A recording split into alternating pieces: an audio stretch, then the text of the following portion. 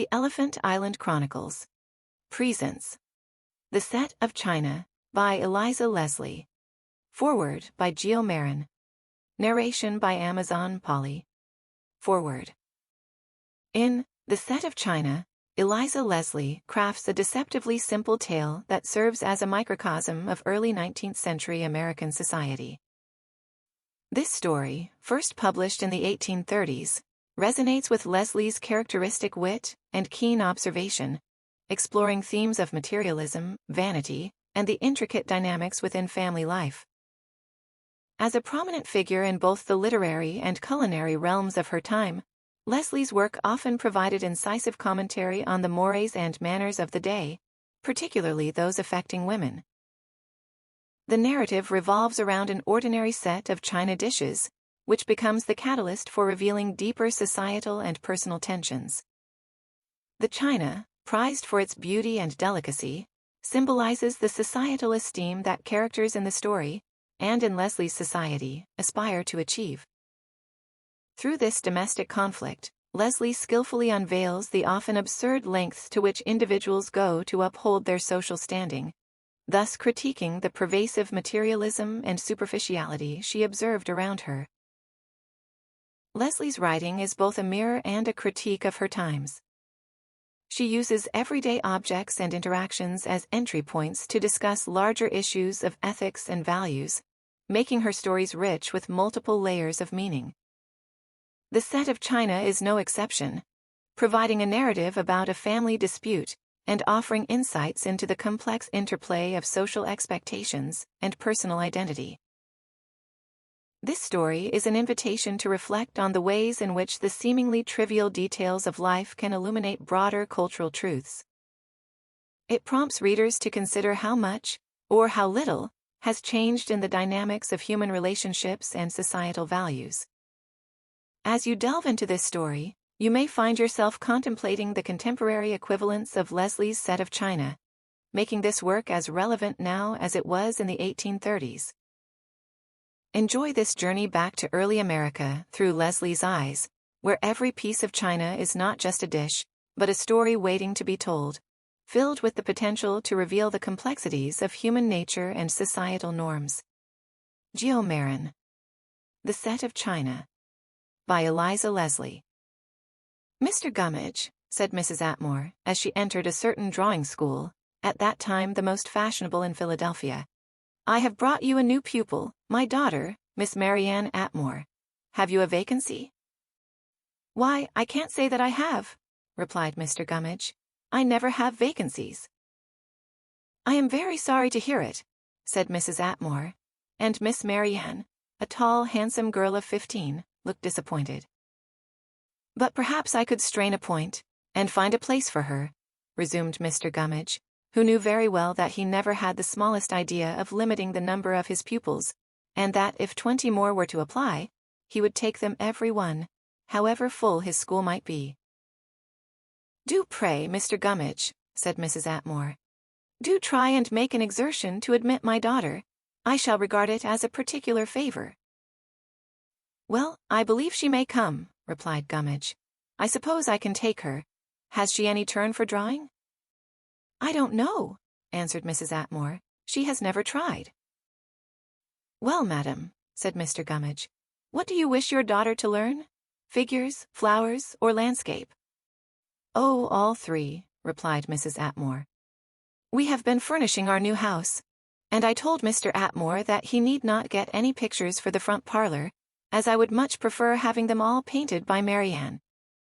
She has been 4 quarters with Miss Julia, and has worked Friendship and Innocence, which cost altogether upwards of $100. Do you know the piece, Mr. Gummidge? There is a tomb with a weeping willow, and 2 ladies with long hair, one dressed in pink, the other in blue, holding a wreath between them over the top of the urn. The ladies are Friendship. Then on the right hand of the piece is a cottage, and an oak, and a little girl dressed in yellow, sitting on a green bank, and putting a wreath round the neck of a lamb. Nothing can be more natural than the lamb's wool. It is done entirely in French knots. The child and the lamb are Innocence." "Ay, ay," said Gummidge. "I know the piece well enough. I've drawn them by dozens. Well, continued Mrs. Atmore, this satin piece hangs over the front parlor mantel. It is much prettier and better done than the one Miss Longstitch worked of Charlotte at the Tomb of Werter, though she did sew silver spangles all over Charlotte's lilac gown, and used chenille, at a 5-penny bit a needleful, for all the banks and the large tree. Now, as the mantelpiece is provided for, I wish a landscape for each of the recesses, and a figure piece to hang on each side of the large looking-glass, with flower pieces under them, all by Marianne. Can she do all these in 1/4? No, that she can't, replied Gummidge. It will take her 2/4 hard work, and maybe 3 to get through the whole of them. Well, I won't stand about 1/4 more or less, said Mrs. Atmore. But what I wish Marianne to do most particularly, and indeed, the chief reason why I sent her to drawing school just now, is a pattern for a set of china that we are going to have made in Canton. I was told the other day by a New York lady, who was quite tired of the queer unmeaning things which are generally put on India ware, that she had sent a pattern for a tea set, drawn by her daughter, and that every article came out with the identical device beautifully done on the china, all in the proper colors. She said it was talked of all over New York, and that people who had never been at the house before came to look at and admire it. No doubt it was a great feather in her daughter's cap. Possibly, madam, said Gummidge. And now, resumed Mrs. Atmore, since I heard this, I have thought of nothing else than having the same thing done in my family. Only I shall send for a dinner set, and a very long one, too. Mr. Atmore tells me that the Voltaire, one of Stephen Girard's ships, sails for Canton early next month, and he is well acquainted with the captain, who will attend to the order for the china. I suppose in the course of a fortnight, Marianne will have learned drawing enough to enable her to do the pattern. Oh, yes, madam, quite enough, replied Gummidge, suppressing a laugh. To cut the matter short, said Mr. Gummidge, the best thing for the china is a flower piece, a basket or a wreath, or something of that sort. You can have a good cipher in the center, and the colors may be as bright as you please. India ware is generally painted with one color only, but the Chinese are submissive animals, and will do just as they are bid. It may cost something more to have a variety of colors, but I suppose you will not mind that. Oh, no, no, exclaimed Mrs. Atmore. I shall not care for the price. I have set my mind on having this china the wonder of all Philadelphia. Our readers will understand that at this period nearly all the porcelain used in America was of Chinese manufacture, very little of that elegant article having been, as yet, imported from France. A wreath was selected from the portfolio that contained the engravings and drawings of flowers. It was decided that Marianne should first execute it the full size of the model, which was as large as nature, that she might immediately have a piece to frame, and that she was afterwards to make a smaller copy of it, as a border for all the articles of the china set, the middle to be ornamented with the letter A in gold, surrounded by the rays of a golden star. Sprigs and tendrils of the flowers were to branch down from the border, so as nearly to reach the gilding in the middle.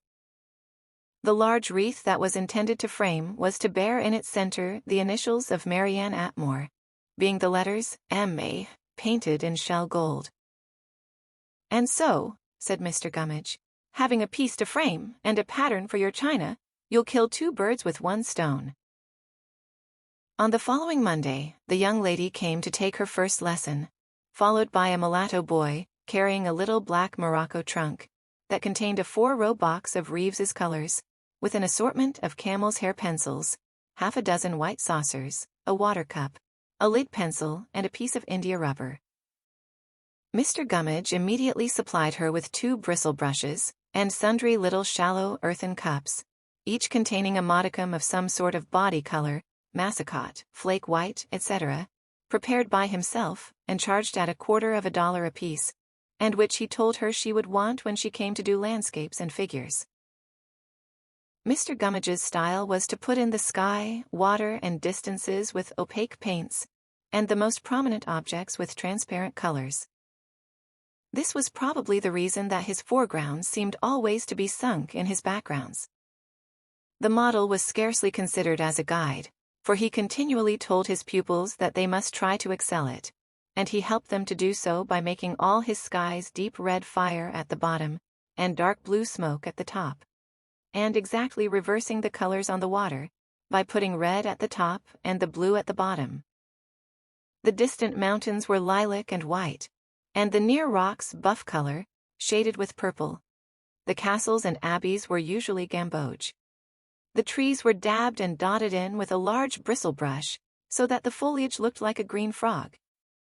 The foam of the cascades resembled a concourse of wigs, scuffling together and knocking the powder out of each other, the spray being always fizzed on with one of the aforesaid bristle brushes. All the dark shadows in every part of the picture were done with a mixture of Persian blue and bistre, and of these two colors there was consequently a vast consumption in Mr. Gummidge's school. At the period of our story, many of the best houses in Philadelphia were decorated with these landscapes.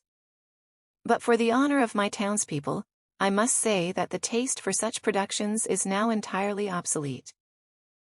We may look forward to the time, which we trust is not far distant, when the elements of drawing will be taught in every school, and considered as indispensable to education as a knowledge of writing.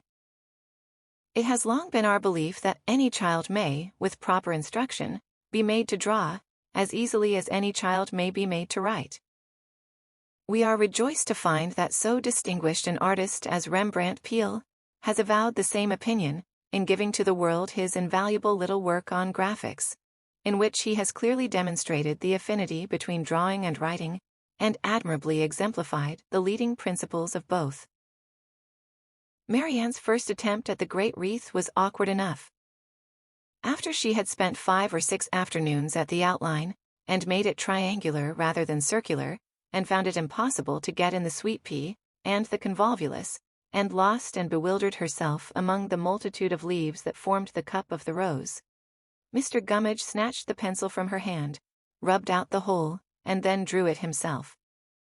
It must be confessed that his forte lay in flowers, and he was extremely clever at them, but, as he expressed it, his scholars chiefly ran upon landscapes.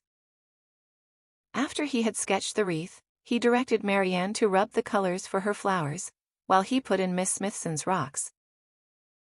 When Marianne had covered all her saucers with colors, and wasted 10 times as much as was necessary, she was eager to commence painting, as she called it, and in trying to wash the rose with lake, she daubed it on of crimson thickness. When Mr. Gummidge saw it, he gave her a severe reprimand for meddling with her own piece. It was with great difficulty that the superabundant color was removed, and he charged her to let the flowers alone till he was ready to wash them for her. He worked a little at the piece every day, forbidding Marianne to touch it, and she remained idle while he was putting in skies, mountains, etc., for the other young ladies. At length the wreath was finished, Mr. Gummidge having only sketched it, and washed it, and given it the last touches.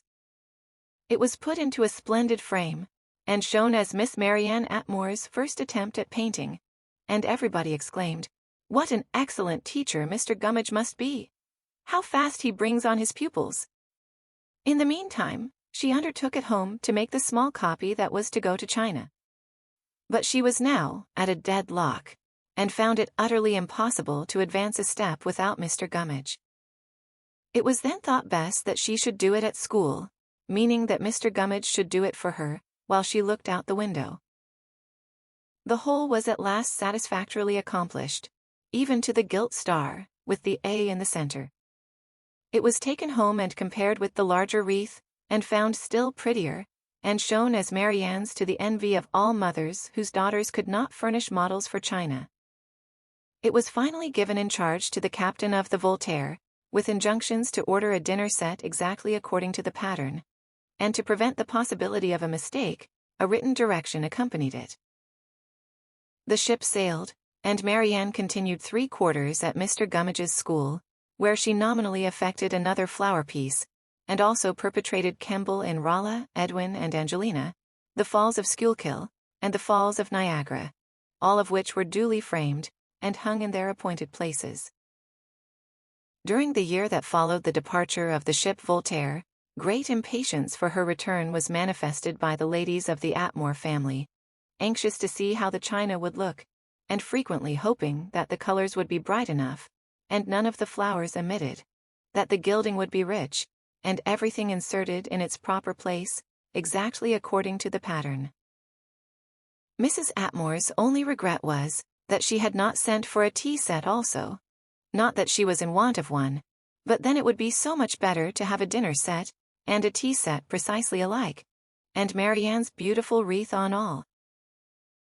"Why, my dear," said Mr. Atmore, "how often have I heard you say that you would never have another tea set from Canton, because the Chinese persist in making the principal articles of such old-fashioned, awkward shapes.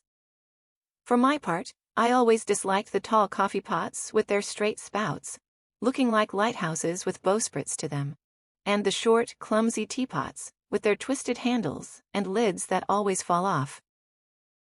"To be sure," said Mrs. Atmore, "I have been looking forward to the time when we can get a French tea set upon tolerable terms. But in the meanwhile I should be very glad to have cups and saucers with Marianne's beautiful wreath, and of course when we use them on the table, we should always bring forward our silver pots." Spring returned, and there was much watching of the vanes, and great joy when they pointed easterly, and the ship news now became the most interesting column of the papers.